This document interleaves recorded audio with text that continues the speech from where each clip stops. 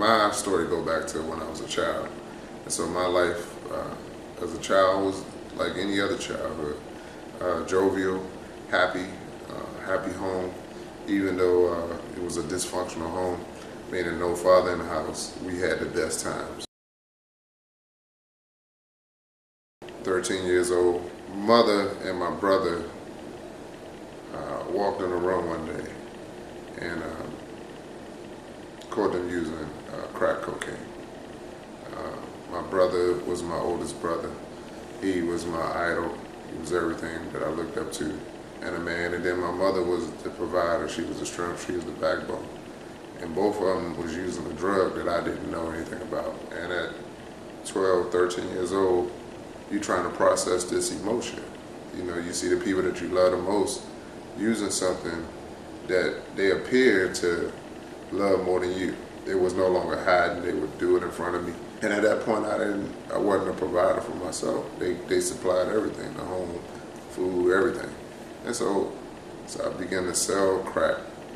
And I got just as addicted to selling it as they did to using it. But what happened was this jovial kid that was so happy, used to smile all the time. You see him, he laughing.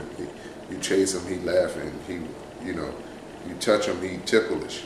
I went from being able to identify those emotions to not having any emotions at all.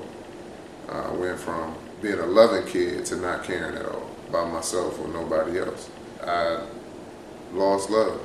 No one loved me. I felt like no one loved me. And it led me to troubled youth, troubled streets, and even incarceration. During incarceration, I was running from a problem that I had at 12, 13 that I couldn't process. And it didn't even catch me until I was 20. But that was through the grace of God. And when I sat still, my mother wrote me a letter. She said, now Christ can finally talk to you. Well, I thought that was strange from a woman who, we grew up Islam.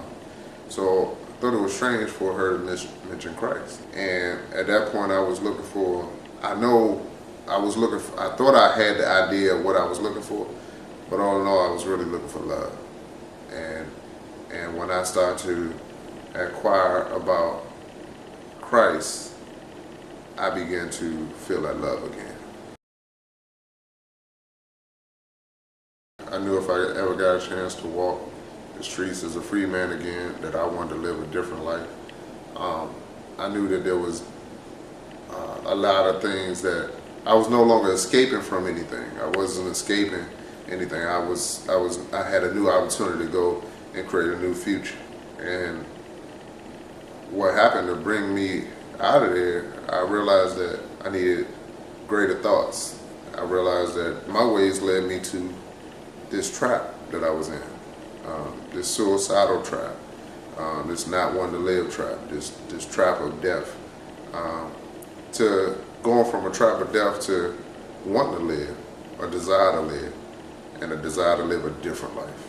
As a result, one of the ways that I grew in this love is because he began to show me how much he loved me, how much he cared for me. I began to ask him, Lord, if you real, get my mother off crack. If you get her off crack, I'm gonna leave the streets. And I watched my mother come off crack with no rehab.